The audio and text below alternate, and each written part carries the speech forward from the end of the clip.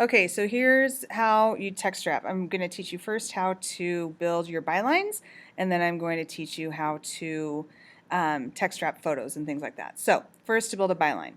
So I've got this story here. I can zoom out a little bit. And so there's my story, and I need it to have a byline. And so what I'm going to do is I'm going to build it off to the side. I'm not going to build it here because it'll be easier to move it in.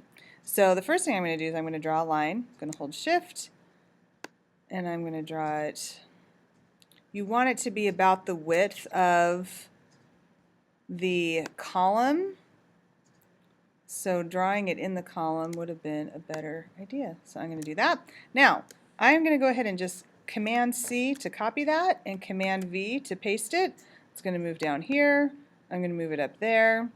And I'm going to move these so that they are about 5 picas apart. Okay, then I'm going to select the text tool, and I'm going to build a text box right there in between. And I'm going to put that text box so it's about a pica away. If you wanted to, you could probably get away with making it about a half a pica away because the text probably won't bump right up against those lines. Okay, and then this is the only time that you are allowed to center, but I'm going to hit center, and I'm going to type my name. Now, on the Thunderbeat, we make our bylines all caps, so I'm going to do that. Supreme Commander. Okay, now I need to somehow get all of this down into here, because what you need to have, remember, is everything needs to line up right across there. Okay, so what I'm going to do is take that arrow. I'm going to group all of this, and then I'm going to go to Window and Text Wrap. And I am going to select this second one, wrap around the bounding box. I'm going to select that, and then I'm going to move it into there. Okay. Now, sometimes that doesn't work as nicely as it just worked for me. You might have to mess around with these over here. These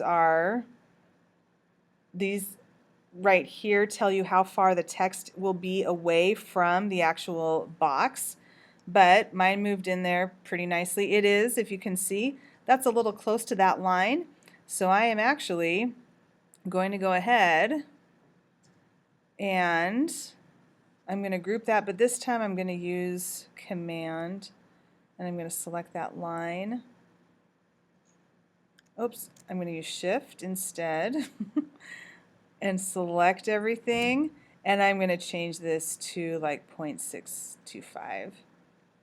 And then that just gives a little bit of space there in between the byline and there. Now, when I look at this, this looks like there's a little too much white space there. So I am actually going to move this bottom black line. Oops. I'm going to move this little bottom black line up a little bit, but it will keep the text wrap because I text wrapped all of this. And now that looks a little better. That line is about the same distance there between the line and the text. So that looks a little bit better. Okay, so there's the byline.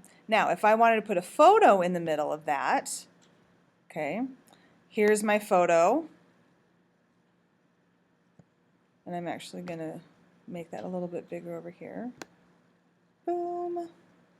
Okay, and I'm going to do the same thing. I'm going to text wrap it.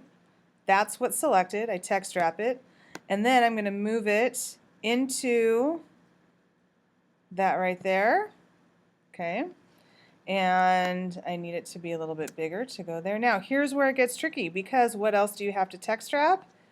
The photo credit and the caption. So I'm going to go ahead and make my photo credit, photo by Matt Damon. And I'm just going to make a photo caption box, and it doesn't matter what I say. This is the caption. And I'm going to do the same thing, very similar to what I did on the byline, I'm going to make sure it's lined up and the way that I want it to look right off to the side, and then I'm going to text wrap it and move it in. So I'll group this, I'll put on the text wrap. I need to zoom out a little bit because my screen is smaller. Whoops.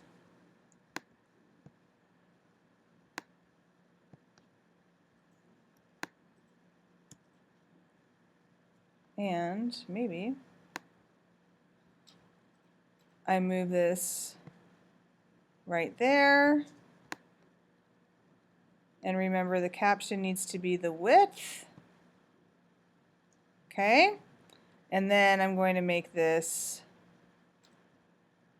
there. And now all that text moved beneath everything. Okay, this got a little bit squished.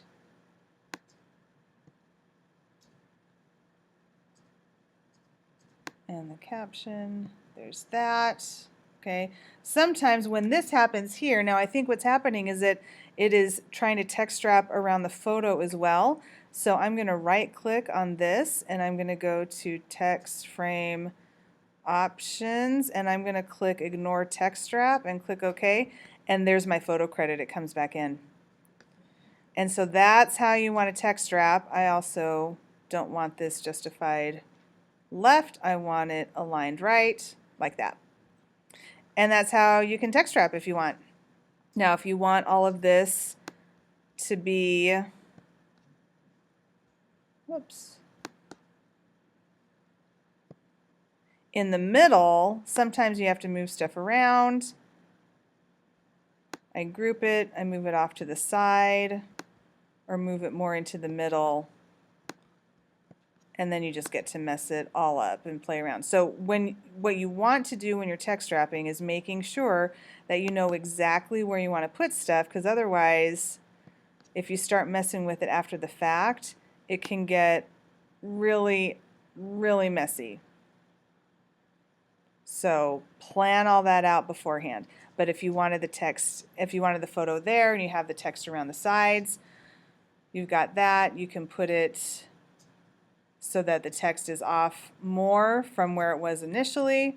I don't know where you plan on putting your text boxes or your bylines, but you can put them probably at the beginning or the end of your story is the best place for them.